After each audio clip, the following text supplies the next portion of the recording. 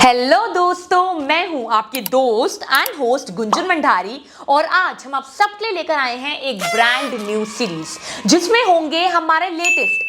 अरे भैया, हमारे लेटेस्ट क्यों, हमारे हर एक पॉडकास्ट से कुछ इंटरेस्टिंग, कुछ धमाकेदार हाइलाइट स्पेशली आप सभी लोगों के लिए। यस, स्पेशली आप सभी लोगों के लिए। और ये छोटी छोटी क्लिप्स केवल आपको एंटरटेनमेंट ही नहीं देंगी, केवल आपको एंटरटेन ही नहीं करेंगी, लेकिन उसी के साथ ही आपको देंगी नए आइडियाज और नए पर्सपेक्टिव्स का एक ग्लिम्स भी, का एक नया बैंगर भी। तो थोड़ा, अरे भैया थोड़ा क्यों, पूरा सोचो और नए आइडियाज, नए विचारों को समझो और उसी के साथ साथ अपने नए पर्सपेक्टिव्स को ब्रॉडन करो, को और उभारो। और अगर आपको हमारी ये छोटे छोटे क्लिप्स के ये छोटे छोटे धमाकेदार हाइलाइट्स पसंद आते हैं, जो कि हमारी टीम पूरे विश्वास, पूरे भरोसे के साथ कह सकती है कि आपको जरूर पसंद आएंगे, तो YouTube पर जाकर हमारा फुल फ्लेश पॉडकास्ट देखना मत भूलिए। तो बिना किसी देरी के हमारे साथ इस ज्ञान की जर्नी में जुड़ जाइए, क्योंकि मैं भी बहुत एक्साइटेड हूँ इंटरेस्टिंग हाइलाइट्स को देखने के लिए। और आप जाकर हाइलाइट्स को देखिए एंड नए पर्सपेक्टिव्स की तरफ अपना पहला कदम बढ़ाइए। Yes. सोशल मीडिया का जमाना है अभी। Right. और उस जमाने में एक क्वेश्चन सिंपल रहेगा आपसे, that why people choose your course over other courses. ये तो मुझे बिकॉज yes. आपने शुरुआत की इस Yes. कोर्स की, so why do people choose your course? Because और बहुत कोर्सेज हैं और काफी वेल नोन मुझे यस मुझे जो लगता है, जो मेरे स्टूडेंट्स मुझे फीडबैक देते हैं, वो देते हैं कि ज्यादातर जो कोर्सेज होते हैं ना, वो बहुत ज्यादा हाई लेवल की इंग्लिश में रहते हैं। मेरा जो बातें होती है ना, मैं बहुत बेसिक तरीके से, सिंपल तरीके से, और मेरी जो लैंग्वेज है वो हिंदी रहती है 80%। Basic words. हाँ, तो मतलब पब्लिक स्पीकिंग का बहुत लोगों को मतलब ये लगता है कि English speaking, public speaking and English speaking both are different. ये एक चीज नहीं है। तो कई लोग तो ना बहुत ज्यादा इसी से पैनिक हो जाते हैं कि यार मुझे इंग्लिश नहीं आती, तो क्या मैं अच्छा पब्लिक स्पीकर बन सकता हूँ? बट आप बताइए ना कि क्या नरेंद्र मोदी जी को बहुत अच्छी इंग्लिश आती है, या आज motivational speaker Sonu Sharma sir, क्या बहुत अच्छी इंग्लिश आती है? महात्मा गांधी जी को क्या बहुत अच्छी इंग्लिश आती थी? सो इट डजंट मैटर आपकी इंग्लिश कैसी है। अगर अच्छी है तो बहुत अच्छी बात है, एक एडेड एडवांटेज है आपके पास। बट अगर आपकी इंग्लिश अच्छी नहीं है, सो ये किसने बोला आप अच्छे स्पीकर नहीं बन सकते हो? आपकी बात सामने वाले को समझ में आनी चाहिए। हिंदी में है जैसे है, तो मुझे ऐसा लगता है हमारा जो भारत देश है, यहाँ जो ज्यादातर लोग हैं, जो मेरी नॉर्थ इंडिया की ऑडियंस है, दे रिलेट विद मी इन हिंदी। सो मैं हिंदी में अच्छे से उनसे बात करता हूँ। और मुझे लगता है दूसरी चीज होती है आपकी इंटेंशन। मैं अच्छा खासा 20 साल की एज में मैंने अपना बिजनेस शुरू किया एंड एक हम्बल फैमिली बैकग्राउंड से मैं बिलोंग करता हूँ। इंजीनियरिंग की, और जो मैंने जिंदगी में सोचा नहीं था, मैंने बिजनेस शुरू किया। मैं नौकरी करने की सोच थी हमेशा से।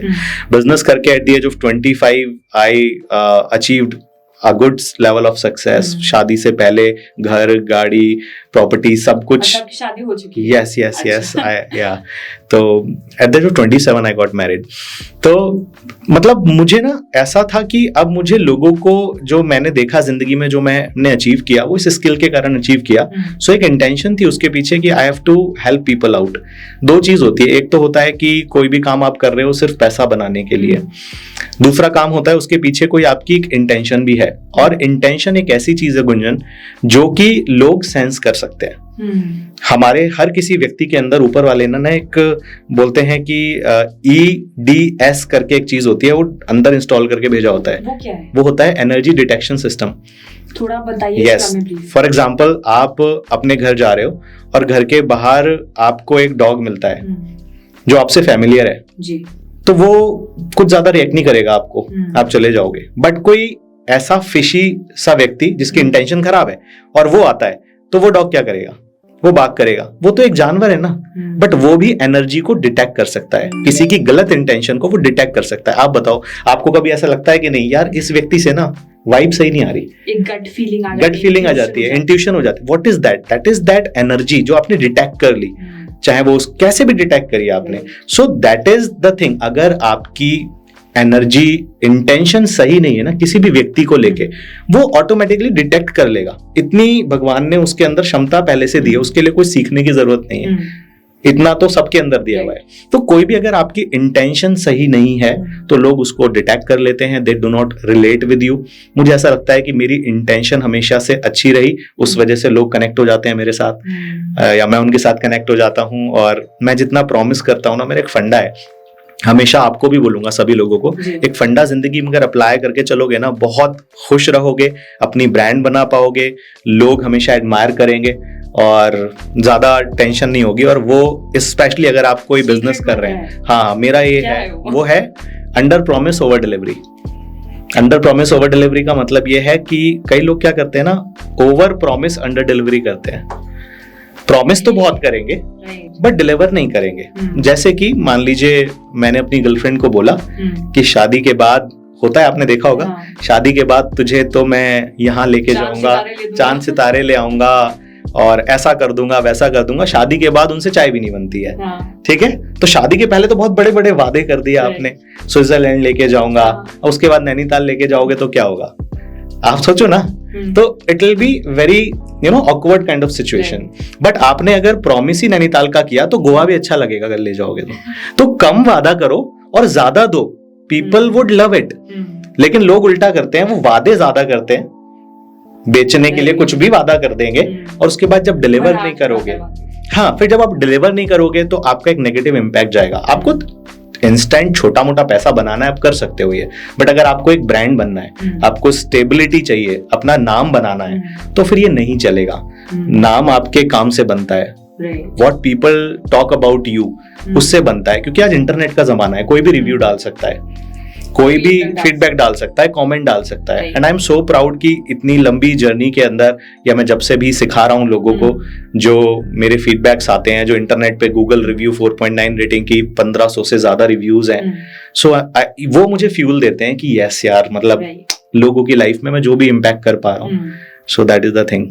तो वो चीज है। जैसे आपने लॉ ऑफ अट्रैक्शन की अगर हम बात करें, आपने बात करी रिलेशन की कि चांद सितारे तोड़ लाएंगे, तो अगर लॉ ऑफ अट्रैक्शन हम जैसे बोलते हैं कि जो हम चाहते हैं वो हो जाता है, तो ये बात क्यों पूरी नहीं होती है?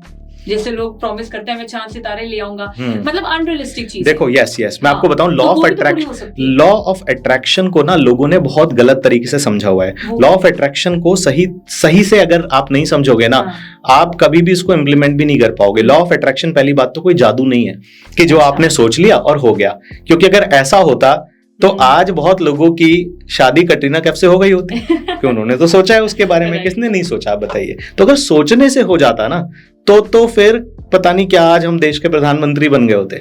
सोचने से हो रहा है, क्योंकि so law of attraction don't work only with your thinking what you think, right. Law of attraction के आगे के भी स्टेप हैं। सोचने के साथ आपका दूसरा स्टेप होता है लॉ ऑफ अट्रैक्शन में, how much do you believe that. सोच तो रहे हो आप, बट आपको बिलीव ही नहीं है। सो दूसरा स्टेप है बिलीव। आप बिलीव है but you are not taking action, right. तीसरा है एक्शन, राइट। चौथा स्टेप जो होता है वो होता है एक्शन के बाद में ऑब्वियसली ग्रैटिट्यूड। एनर्जीज कैसी हैं आपकी, तो आपकी एनर्जीज ही अच्छी नहीं है, so you would not be able to attract anything और वर्क टुवर्ड्स एनीथिंग। तो ग्रैटिट्यूड से आपकी एनर्जीज फ्रीक्वेंसी शिफ्ट होती है, क्योंकि जनरली आप देखोगे तो ज्यादातर लोग लो फ्रीक्वेंसीज में ऑपरेट करते हैं। लो फ्रीक्वेंसीज क्या होती हैं? लो फ्रीक्वेंसीज आज अगर हम देखें तो ये यूनिवर्स जो है, what is the language of universe. अभी हम पब्लिक स्पीकिंग सिखाते हैं, ठीक है, तो हम सब सीख रहे हैं पब्लिक स्पीकिंग की कैसे बोलना है, इससे कैसे बात करनी है, इससे कैसे बात करनी है, but the supreme power is universe. अभी यूनिवर्स की लैंग्वेज हमें पता ही नहीं है क्या है। मतलब ये समझ लीजिए कि अगर मैं आपसे बात करूं स्पेनिश में तो आपको समझ में आएगी? नहीं आएगी। तो अगर आप यूनिवर्स की लैंग्वेज में ही बात नहीं करोगे तो उसको समझ ही नहीं आएगी ना। अब यूनिवर्स की लैंग्वेज क्या है? यूनिवर्स की जो लैंग्वेज है वो है फ्रीक्वेंसीज। यूनिवर्स आपके शब्द इन सब पे उसको कोई मतलब नहीं है। ज्यादातर लोग जैसे बोलते हैं कि मुझे ट्रैफिक जैम नहीं चाहिए या मुझे कैंसर नहीं चाहिए, अभी जो फ्रीक्वेंसी जा रही है वहां से नेगेटिव जा रही है।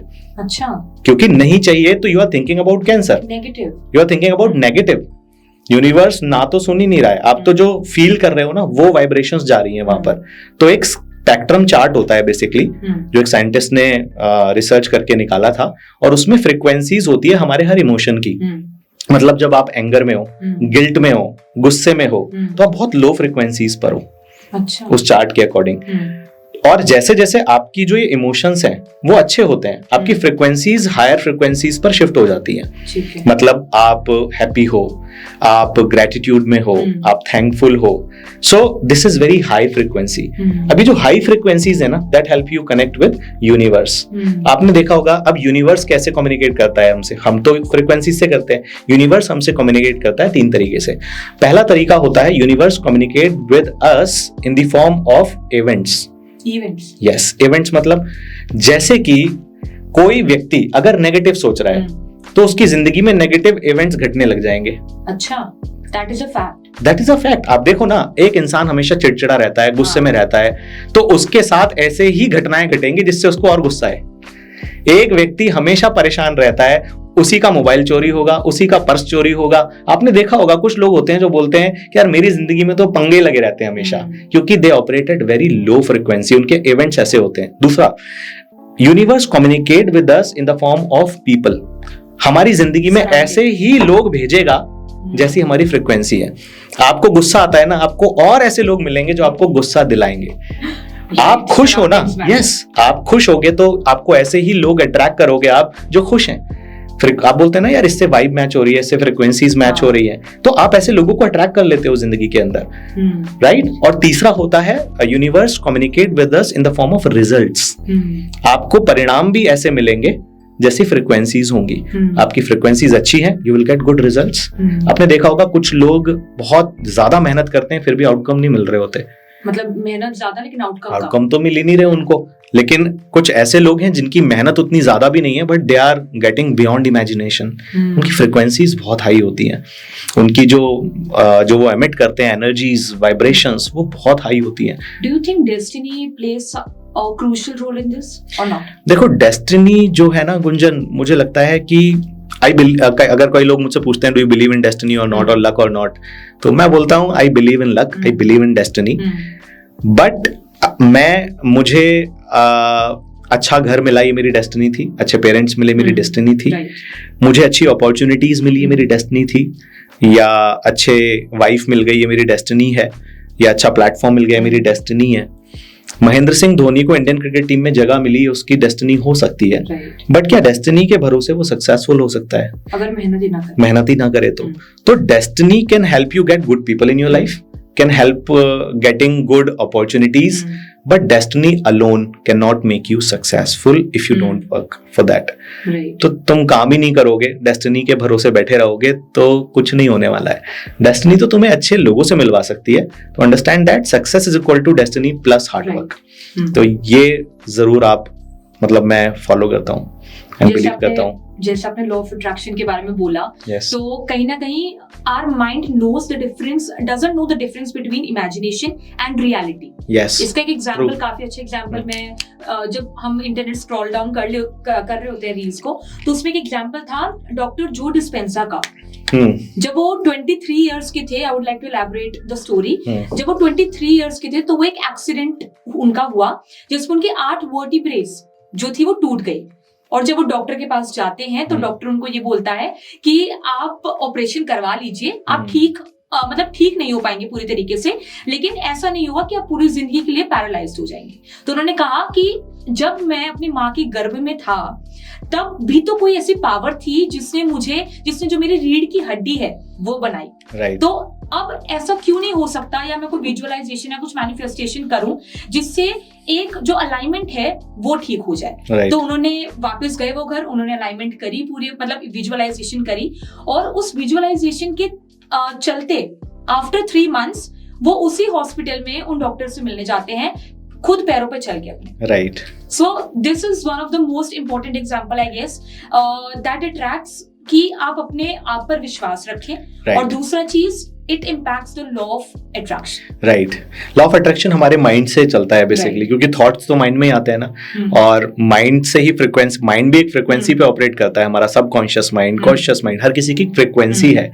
तो बेसिकली अगर आपका माइंड इतनी पावरफुल चीज है, आपको डिस्ट्रॉय भी कर सकता है और आपको किसी भी समस्या से निकाल भी सकता है, अगर आप इसके मास्टर हैं तब। बट अगर ये आपका मास्टर है और आप इसके गुलाम हैं तो प्रॉब्लम हो जाएगी, क्योंकि बहुत सारे राइट पॉइंट। Yes. मतलब काफी लोग इस चीज को भूल जाते हैं। राइट, तो बहुत बहुत लोग बोलते हैं गुंजन कि हाँ। मैं अपनी मर्जी का मालिक हूँ, मैं अपने Right. मन का मालिक हूँ और मुझे जो अच्छा काफी लगेगा गर्व से बोलते वो हैं मैं ये चीज़। करूंगा, है ना। मैं हाँ। अपनी मर्जी का मालिक हूँ। आप मुझे बताइए, अगर आपका जो मन करता है वो मैं करता हूँ क्योंकि मैं अपने मन का मालिक हूँ, तो अगर जो आपका मन करता है वो आप करते हो तो आप मन के मालिक कहाँ हुए? आप तो मन के गुलाम हुए ना। राइट, मन दैट के is a very deep statement. आप